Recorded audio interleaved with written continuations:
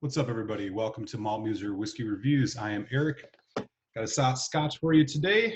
Glenallachie 15-year-old single malt from Speyside. As always here on the channel, I'm going to give you a nose taste finish review of this whiskey.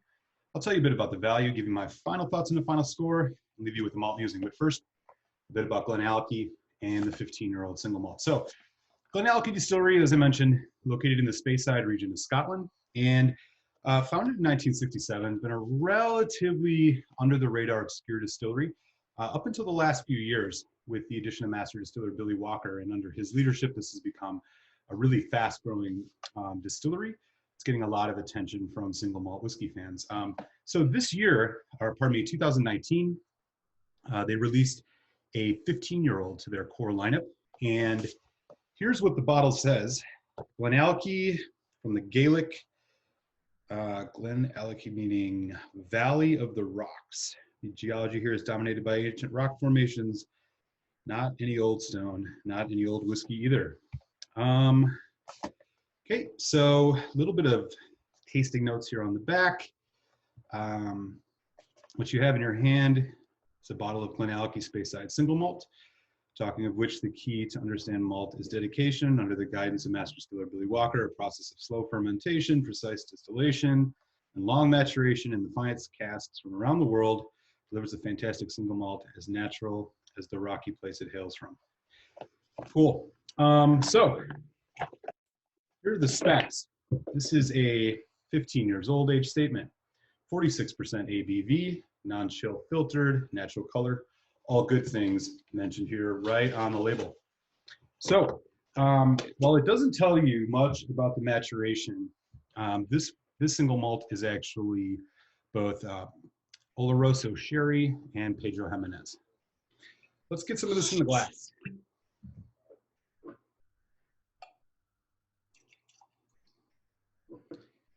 All right.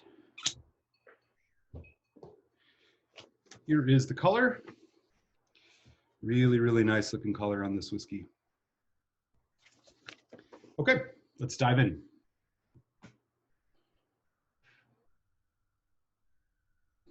Right away on the nose, warm, rich, spicy. There's dark fruit notes.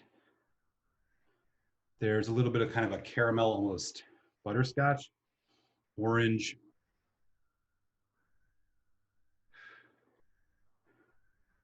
Cinnamon, almost like, yeah, citrus, bordering on lemon, but more orange.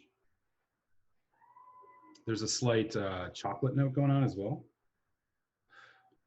And ginger. Pretty big nose.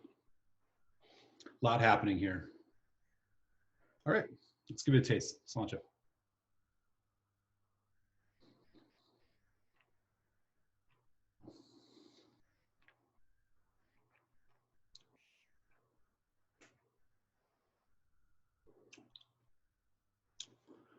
On the arrival, soft and rich.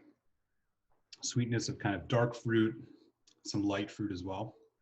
You're thinking like berries, raspberry, blackberry, dark berries. As it develops, though, is when this spice really kicks in. There's like a chili pepper note, slight banana,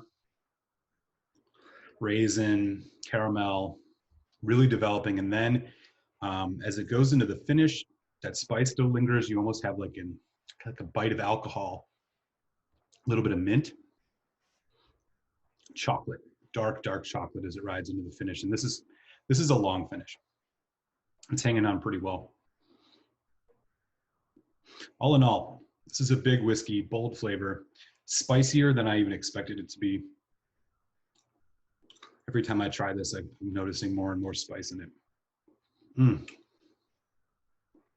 Okay, let's give this a little bit of water. 46% ABV, so we'll do like a half teaspoon. See what else we get out of this.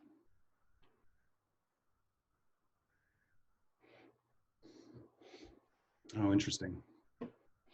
So with the addition of water, sweeter, brighter on the nose, where it was more kind of dark fruit and spice before. Now you're getting a little bit more of like a light tropical fruit. That banana note's coming through on the nose now. The spices have taken a step back, but you're still getting cinnamon and a little bit of like, it's like allspice. That orange is bigger now too. Kind of the light and citrus fruits are what coming out more with water. Okay. One more taste.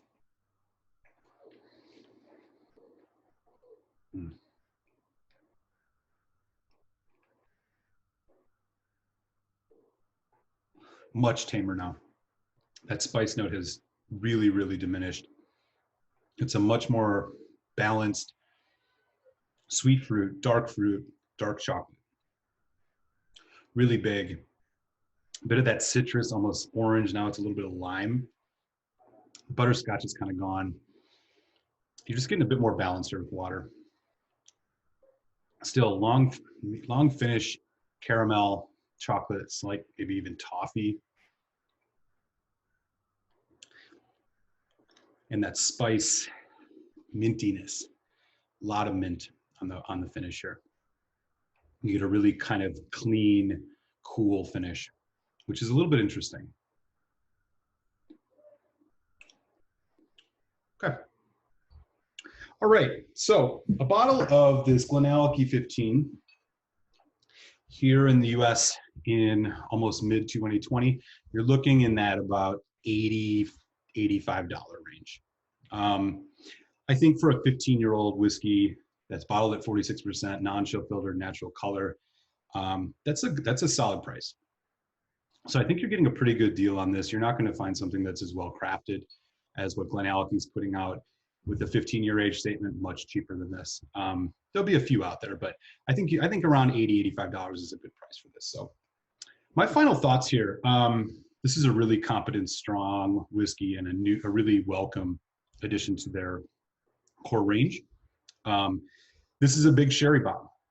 The Oloroso on this, you're really getting those dark fruits, that kind of slightly dry tannic note. That Pedro Jimenez is giving you that sweetness. It's working pretty well here. I think both of them are kind of loud. Maybe a little bit longer maturation on something like this would get you even more kind of a nice balance. I think the addition of water on this is good.